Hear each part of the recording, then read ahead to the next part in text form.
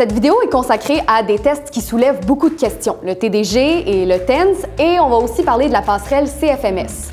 Commençons par le TENS. Oui, le test d'équivalence de niveau de scolarité.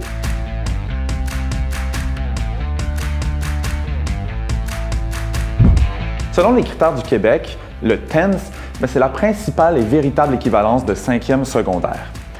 La réussite du TENS donne généralement accès au marché du travail pour les emplois qui demandent un 5e secondaire ou l'équivalence. L'équivalence, c'est entre autres le TENS. On dit bien généralement puisque la plupart des employeurs le reconnaissent, mais pas tous. Il faudra valider avec l'entreprise avec laquelle vous voulez travailler. Le TENS donne accès au monde de la construction, par exemple, à celui de la santé, aux municipalités et au ministère, il y en a plein d'autres. La réussite du TENS donne aussi accès à la plupart des formations professionnelles, mais il donne malheureusement pas accès aux formations techniques au cégep.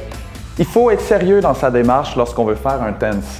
Le processus peut durer 6 mois et compte 7 tests du ministère de l'Éducation. Tu devras avoir 18 ans pour t'engager dans un parcours de TENS et des frais sont liés au test.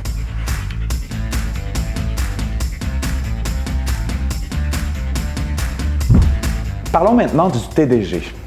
Les gens ont tendance à croire que le test de développement général, le TDG, est une équivalence de 3e ou 4e secondaire. Et non, c'est malheureusement pas vrai. Le TDG est en quelque sorte un laissez-passer pour les formations professionnelles destinées aux adultes qui n'ont pas les préalables généraux de 3e ou 4e secondaire. C'est super, mais attention, certaines formations, en plus du TDG, vont demander des cours spécifiques pour pouvoir y accéder.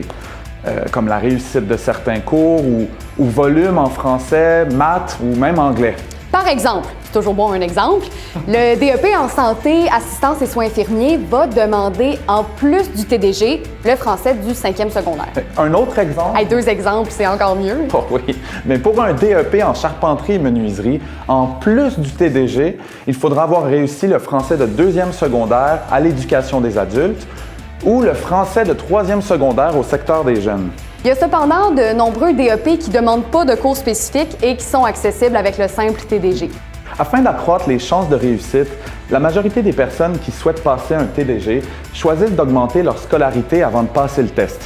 Ils s'inscrivent à l'éducation des adultes pour une certaine période. Il ne s'agit pas de préparation au TDG, mais bien un choix personnel d'atteindre un certain niveau scolaire avant le test. Puis pour profiter des avantages du TDG, tu devras avoir 18 ans, puis des frais sont liés à ce test. Le TDG est composé d'un seul test. En cas d'échec, tu auras droit qu'à une seule reprise après un délai de 12 mois, donc après 1 an.